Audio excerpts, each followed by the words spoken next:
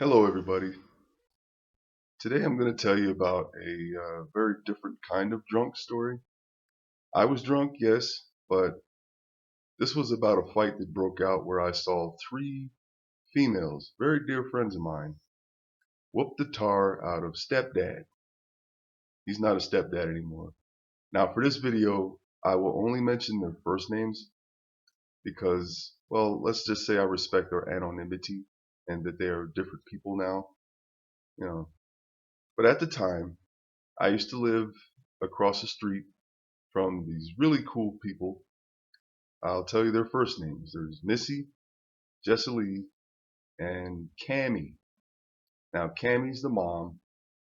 Missy and Jessalee are the two daughters. Now, they had a stepdad named Ed. Ed was my drinking buddy, right? Now, Ed and I were basically, we just used to drink whiskey and Coke, a lot of whiskey and Coke. And we played loud rock music and, you know, just basically bullshitted around being drunk and stupid. But one day in particular, Ed, I didn't notice at first, but Ed was apparently pissed off at Jessalee. So, while me and him are doing our drinking, Mom comes in, Cammy comes in with her two daughters. They had just got back from shopping. They did some clothes shopping, girl stuff, you know. And Ed went apeshit. Okay, he reaches around Cammy, grabs Jessalee by her throat, and boom! The next thing you know, they're in this big scuffle, this big fight. And I I got up and went, holy shit, what the hell? Now I have to admit I was a little worried because I thought Ed was gonna, you know, I thought he was gonna hurt these girls. No, it was quite the opposite. Uh, People have asked me before when I tell this story, why didn't you jump in and help? And I have to tell them, those girls did not need my help. They didn't need my help at all because they whooped that motherfucker's ass. They whooped his ass. Missy jumped on his back, put the sleeper hold on his ass. She's choking him the fuck out. Mama takes him down to the ground. She starts bashing his fucking head like busting his nose. I mean, she fucked him up.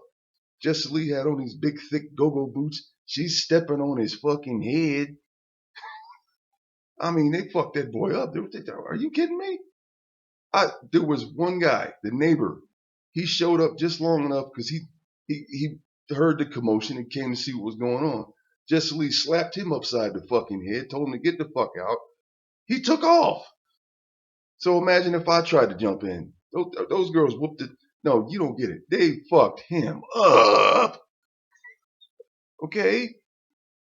They fucked him up. When they finally let him off the ground, he got up. The blood was coming out his nose, but it was going up his face. And I'm going, now how the fuck did that happen? How did the blood go up his face? It's supposed to pour down, right? No. I don't know. It's like they had him upside down or something because I'm telling you, the blood was going up, not down. It was going up. And I just stood there dumbfounded. I'm going, holy shit, they're fucking that man up. That's why I'm glad these ladies are my friends. That's right. They're my friends. I feel very safe amongst them. But yeah, that's what happened. Now, of course, Cammy took her kids and got the hell out of there. Police got called by the stupid ass neighbor that showed up, got slapped and left. The only thing I could do for them at that point was I went outside and I talked to the police myself. And I told the cops everything I saw, everything. And I said, if you don't believe me, you can look right there on the table. The drink I was having with Ed is still sitting right there on the damn table. Sitting right there. Okay? And the cop calls his partner over and says, look, this guy is telling us a very different story than what the neighbors were telling us. And I said, I knew it. I knew you were being lied to. So they took my story. They took my statement. They did eventually catch up to Cammy and talk to her about what happened. And they compared our stories. And the cops could tell that there was only like 4, maybe 5 words difference between my story and her story. Okay? So by me talking to the cops, I did help them out. So, because you know how this world works. The guy that looks I don't know. Cops tend to take the side of the wrong people nowadays, and that irritates me. But it didn't happen that night, thank God. And that was the craziest shit I've ever seen in my life. Next to that last video I just told you about, the last couple of videos. You know what? I think they're all fucking crazy. Just quit drinking. Just don't drink no more. Just stop it.